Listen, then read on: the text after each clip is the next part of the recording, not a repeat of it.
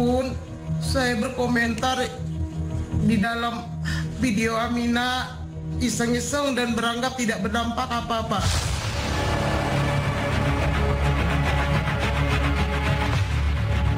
Atta Halilintar dan Aurel tersulut amarah. Putri tersayang, Amina, dicecar dengan komentar negatif. Bersama amarah dan kecewa atas seret sang pembuli ke polisi yang katanya diketahui berprofesi sebagai guru. Tapi ketika amarah mereda, Atta dan Aurel memaafkan sang pembuli. Ketika maaf diberikan, apakah laporan polisi pun dicabut? Ataukah Atta tetap lanjutkan proses hukum? Mungkin kalau dari kita ya, kan kita manusia juga pastinya saling memaafkan gitu. Tapi efeknya jerah itu ya, supaya harus ada ya, karena kan nggak terjadi lagi berikutnya kayak gini gitu kan. Jadi maafin, kita udah maafin. Kemarin kita juga malam sama istriku sebelum tidur juga udah sayang, kita kan harus saling memaafkan gitu ya. Tapi efek jerah itu harus ada supaya tidak terulang lagi sama bayi-bayi yang lain juga. betul, bukan sama kita saja. Oh, kalau sakit hati mah pasti, karena sekarang orang tua mana coba yang terima kalau misalnya anaknya yang alhamdulillah sama Allah dikasih yang luar biasa, anak yang baik, anak yang lucu, anak yang apa ya, kalau menurut dari kita masya Allah, maksudnya normal gitu lah, terbaik, tapi malah dihina gitu ya. Baik kan, maksudnya kalau Amina kan anak perempuan pasti kan kita jaga. Maaf diberikan, tapi proses hukum terus berlanjut. Bagaimanapun, Atta dan Aurel berniat berikan efek jerah bagi sang pembuli. Maaf diberikan Atta Aurel ketika sang pembuli akui salah.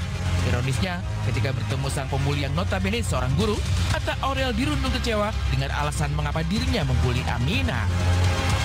Kalau misalnya kita tanya maksudnya apa alasannya ngomong seperti itu, jawabannya hanya katanya ngikut-ngikut yang lain. Padahal kalau kita cari yang lain tuh nggak ada yang ngomong gitu. Jadi makanya sebenarnya kemarin pas kita ada omongan tuh juga sebenarnya agak blunder gitu. Jadi makanya kita serahin aja sama lawyer kita yang lebih tahu jalurnya harus seperti apa gitu.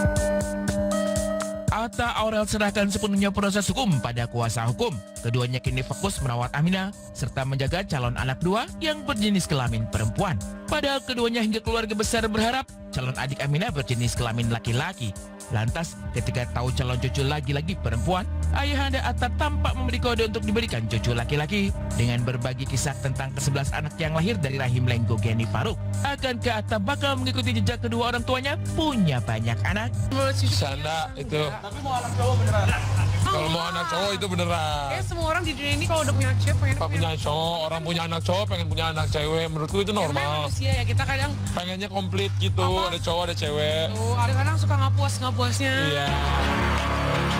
Di balik harapan akan kehadiran cucu laki-laki, Ibunda Atta tampak begitu antusias, sudah tidak sabar ingin segera menimang cucu kedua. Ia ingin membayar momen kala dirinya absen di kelahiran cucu pertamanya dulu. Pada simpul ini pula, Lenggo kini terlihat begitu memanjakan sang mantu dengan mengelus perut Aurel serta histeris ketika melihat hasil USG sang calon cucu. Wow, impian inilah yang membuatnya tak menutup kemungkinan untuk kembali hamil lagi nanti. Tapi, benarkah dirinya pun berharap melahirkan bayi kembar? Itu sebenarnya ngomong aku sih. Itu yang ngomong kan istri. Oke, bener. Iya, aku waktu itu sampai 15 siap ya. Aku waktu itu ngomong kalau misalnya belum punya anak cowok, aku bilang aku pengen banget punya anak cowok. Aku pengen banget punya anak cowok kayak gitu. Makanya sama Allah kira dikasih anak cewek, karena sebenarnya mungkin kita nggak boleh ngomong pengen punya anaknya gini. Padahal kan semua anak mau perempuan mau laki-laki itu sebenarnya semua sama. Kalau anak kembar pengen, cuman kan sekarang kita lagi cari caranya, gimana caranya gitu. Kemarin udah ngobrol sama dokter juga, kata dokter ya bisa program gitu. Cuman kalau sekarang kan udah hamil, udah keburu hamil, jadi ya mungkin nanti next lah.